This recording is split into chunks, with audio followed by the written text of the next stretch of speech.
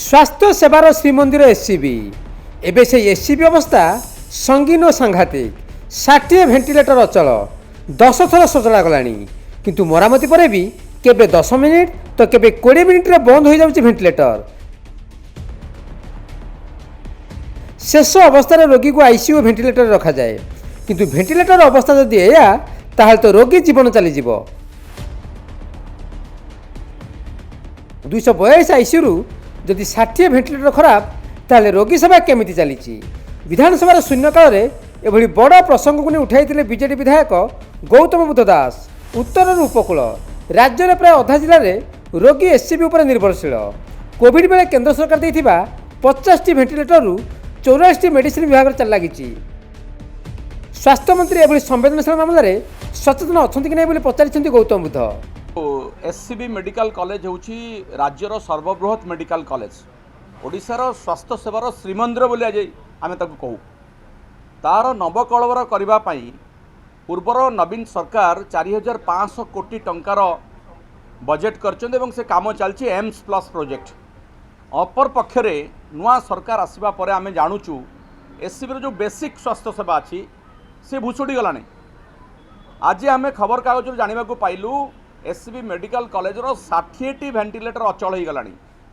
अचल अवस्था अच्छी अर्थात रोगी जीवन सहित खेल खेल जाते गोटे रोगी तार शेष अवस्था पहुँचे जिते मेडिकली आउ किसी उपाय डाक्तर पाखे न था भेंटिलेटर रखी दि जाए एवं भेंटिलेटर शेष भरोसा रोगी मानकर रोगीर संपर्कीय बाहर छिड़ा आप थे चिंता करूँ भेंटिलेटर रोगी थी अथच भेंटिलेटर अचल पाई रोगीर जीवन चली जाऊ ये जीवन सहित खेल नुह तो कौन तो से भली गोटे संगीन अवस्था गोटे सांघातिक खबर आसिला मुझे आज शून्य काल में उठेली माननीय स्वास्थ्य मंत्री दृष्टि आकर्षण कली। यही भेंटिलेटर गुड़िक कोविड समय केंद्र सरकार जोगे 50टा भेंटिलेटर जोगे एवं जहाँ खबर रे प्रकाश पाई आरंभरू से त्रुटि परिलक्षित होता। या भितर गोटे केपीटीएल नामक गोटे संस्था ताकू 10 थर कुआडे सजाड़ी साराणी। जो कथा जना पड़ा डाक्तर माने जो विभाग डाक्तर माने जो माने भेंटिलेटर दायित्व में अच्छा से माने बारंबार कंप्लेन कर सुपरिटेडेंट पाखे एपर्यंत सजड़ा जाऊना।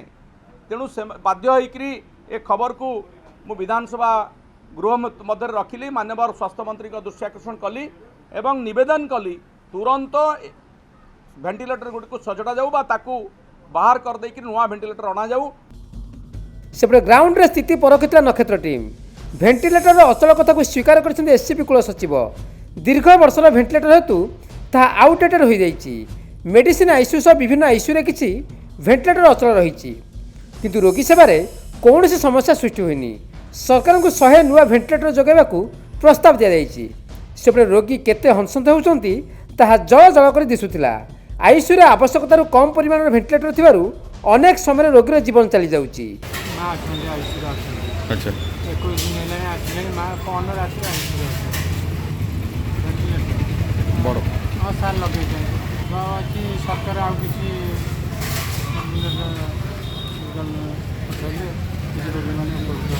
बहुत पेसेंट अछंती जो माने वेंटिलेटर पाउनाती डेथ भी हो जाए अचानक डेथ भी हो वेंटिलेटर आवश्यकता पड़ुची पेसेंट लगे किंतु जहाँकि वेंटिलेटर पेसेंट मैंने पाई पाना से गवर्नमेंट आम बहुत अनुरोध करूँ कि एससीबी मेडिकल मेडिसिन वार्ड अधिक वेंटिलेटर दिखाँ जो मैंने लोक बहुत दूर आस कष्ट कर आम एससीबी पर डिपेंड कर गरीब गुरुआ लोक बहुत हईराण हो जाती जहाँकि आखि सामने ही डेथ आमर जी भी भेंटिलेटर आईसीयू मान रही है रोगी सेवा रोगी मान सेवा जोगाई पर्याप्त रही आउ किसी भेंटिलेटर विभिन्न डिपार्टमेंट को आम मागिलु से इनफर्मेसन आसी से अनुजाई कि आम सरकार पाखे आम प्रस्ताव रखीचु भेंटिलेटर जोगाई देवाई। भेंटिलेटर रही कौन प्रकार रोगी सेवा बाधाप्राप्त होना आ फर्दर किसी भेंटिलेटर भी जोड़ा अचल थिला ताको रिप्लेस करने आम सरकार को अनुरोध करूँ।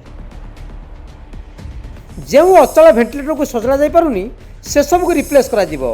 एससीबी रे 242 आईसीयू रही अनेक अचल भेंटिलेटर आईसीयू लगी जब रोगी सेवा प्रभावित हेबनी से नहीं स्वास्थ्य विभाग तुरंत पदक्षेप नेबा जरूरी हो पड़ी। कटकरू चित्तरंजन सामंतराय भुवनेश्वर कैमेरा पर्सन रवींद्र प्रदीप नायकों रिपोर्ट नक्षत्र न्यूज। बयनिकार विशेष रिहाती समारोह एथिपाई एहार समस्त शाखा प्रदर्शनी मंडप मानंकरे प्रथम थर पई 20% युक्त 10% युक्त 5% विशेष सरकारी रिहाती मार्च 31 तारिख पर्यंत उपलब्ध। मात्र मुख्य कार्यालय रो एक्सक्लूसिव शोरूम बयनिका अनन्य मार्च 27 तारिख सकाळ 10 रु एप्रिल 1 तारिख सकाळ 7 जाए अहरात्र खोला रहिबो। एही एक्सक्लूसिव विक्रय केंद्र रे अतिरिक्त 5% रिहाती जहाकी रात्रि 11 रु सकाळ 7 जाए 20% युक्त 10% युक्त 5% युक्त 5% रिहाती आकार रे उपलब्ध हेबो। बयनिकारे ग्राहकंक पदार्पण बुणाकारंक आर्थिक स्थितिर अभ्युत्थान हस्ततंत बयन और हस्तशिल्प विभाग ओडिशा सरकार।